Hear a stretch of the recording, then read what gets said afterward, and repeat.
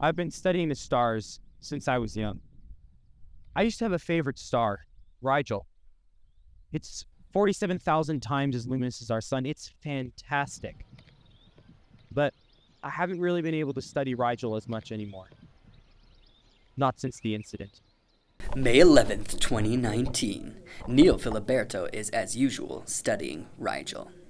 At this point, this is his routine. He's been tracking Rigel's movement across the sky for nearly 6 months by now. But this morning, things don't go quite as routine as usual. I was looking through my telescope, timing Rigel's transit across my view. Nothing was out of the ordinary. Rigel was just as fast as he should have been. Then something flashed across my view. I jumped back from my telescope and looked up to the sky, and right there in front of my eyes was the wildest thing that I have ever seen. Niel was witness to something that morning that shook his understanding of modern science, and as his experience is just one piece of fantastic evidence for a reality that mainstream science continues to suppress and ignore.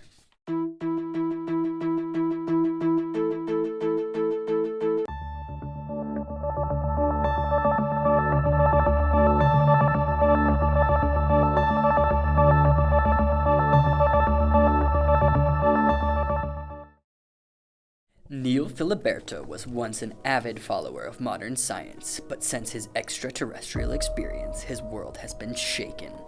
For the first time ever, he's come forward to speak about it.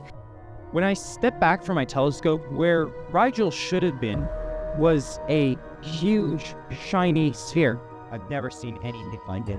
Much to the chagrin of modern scientists, Niel managed to take a photo of the object, which he described as moving very quickly. The object was moving very quickly, but I managed to take a photo of it. I packed up my telescope and my equipment and I went home. I couldn't really think of anything else, though. I must have looked at those pictures 100 times that day. Eventually, I couldn't take it anymore, and I called up an old friend who I went to university with. He's now a professor of physics. Gary Payton. Niel and Dr. Payton discussed their findings with other influential scientists in the astronomical and aeronautical fields, and were laughed out. They were told it was just a weather balloon. We were told it was just a weather balloon, but we both know what I saw. Mainstream scientists either are too afraid to allow my story out, or just don't believe me. But we know what I saw. I'm not wrong. I saw aliens that day. Niel saw aliens, and he's not alone. 2 other people saw the alien spacecraft Niel saw, although both of them have since rescinded their statements and fallen to the lies of the weather balloon. Niel's testimony clearly demonstrates the veracity of other alien claims over the years, the most vivid of which comes from years before Niel had his encounter with the extraterrestrial. Since the 1980s, Norbert Coleman has been traveling around the country, spreading his radical establishment-defying ideas. Well, when I was a boy, I thought, man, I just want to be a farmer. So I thought I'd go and get me one of them degrees in agriculture, and then I'd just work on the farm just like the rest of my family had done for years.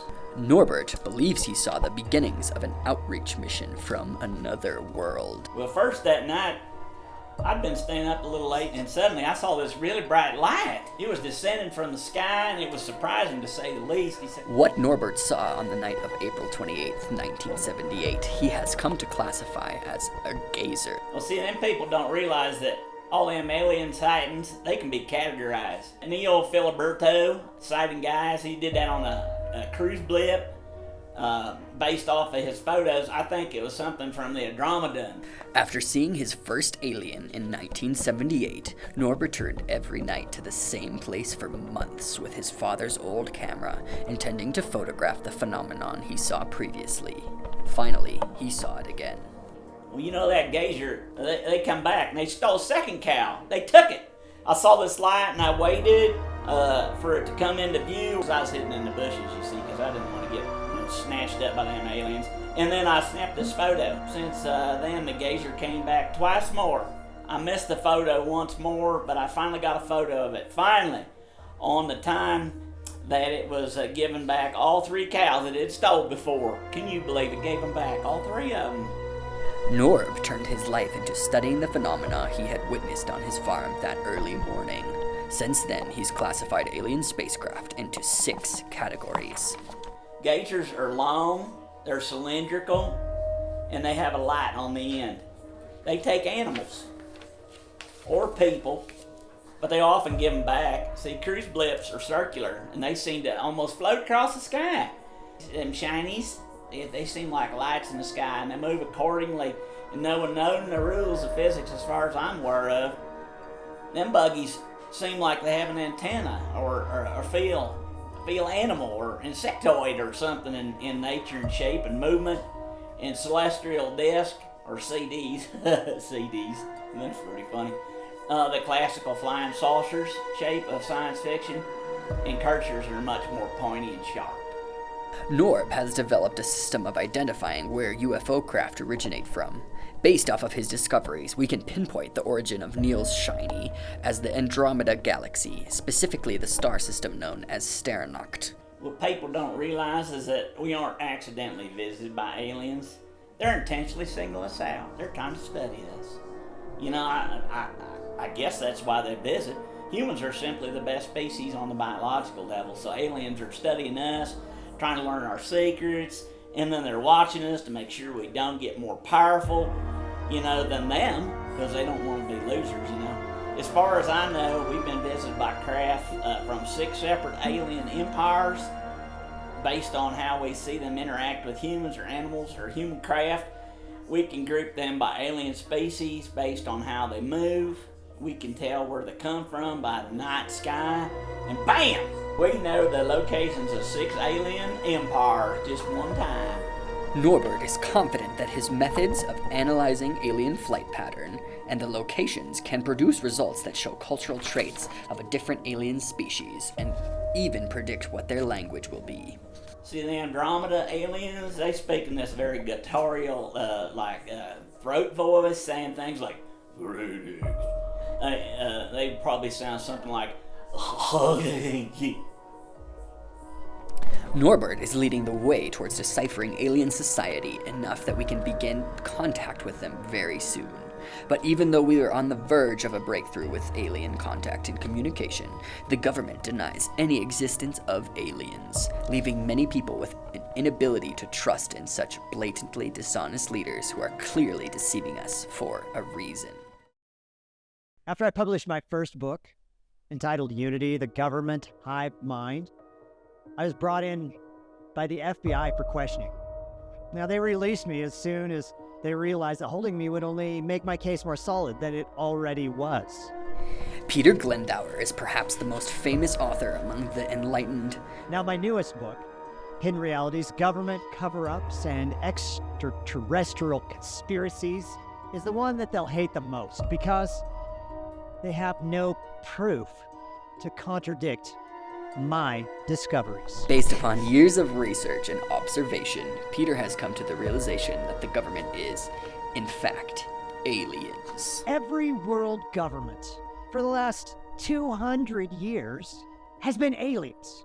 Now, they're afraid of us because of how superior we are to their own biology, so they are controlling us and are slowly, over hundreds of years, fooling us into believing that there aren't aliens, and that we can't be an interstellar species, and that we should listen solely to them. We know aliens are visiting us. That's proven. We know they are afraid of us. That's proven. But how do they do it? Peter believes it lies in the scientific world. Mainstream scientists are led by aliens as well. These lead scientists fool the rest of the science construct into believing that faster-than-light travel is impossible, and that space is an insurmountable boundary to human expansion. It's not true, and the scientists leading the scientific world know it. They're aliens who are working to deceive us and subdue us. These scientists and governments invented AIDS to control us. They invented coronavirus to control us. And they invented asbestos poisoning to control us. They invented vaccines to control us. All of it. They invented nuclear fallout. Everything. It's just an effort to prevent us from living the truth. Peter has interviewed hundreds of so-called scientists, all who tell him that the government isn't aliens, and all who profess to be humans themselves. Just proves that science construct is a system designed to keep us in the dark and prevent us from reaching our full extraterrestrial potential.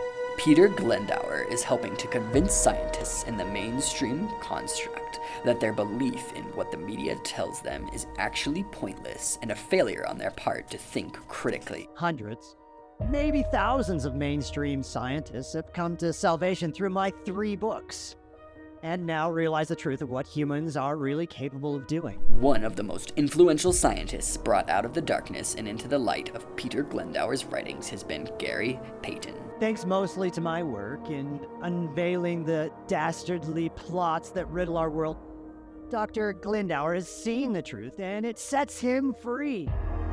I think that he's one of my most important converts. And using Dr. Payton's expertise in the very fields that scientists use to hide our truths, we can expose them for what they are: fakers, illusionists, liars, and blatantly, knowingly wrong.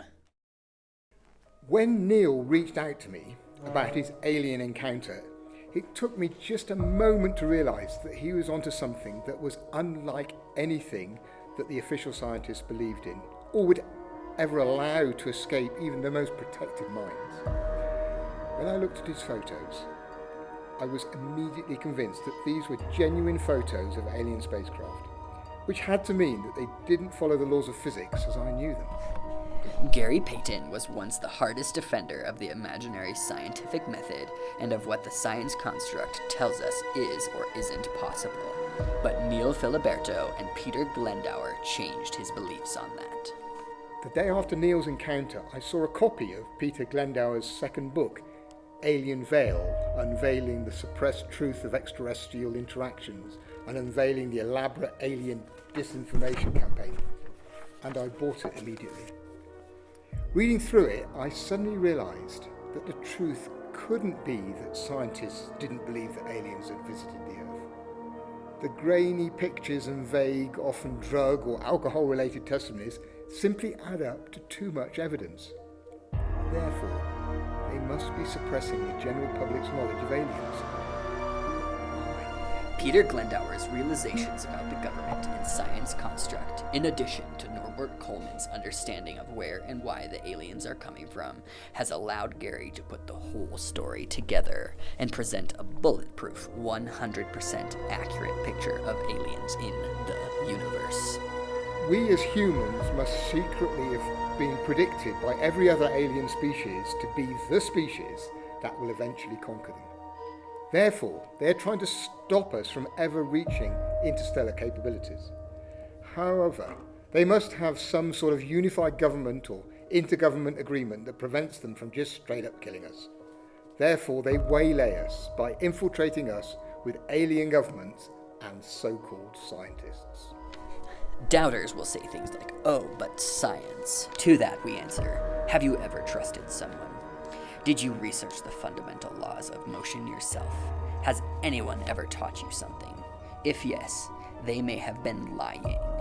That's why you should believe us, not them, because we say they're lying and what they believe is boring, and there's no way a species so fantastic as humans are truly destined for something so mundane.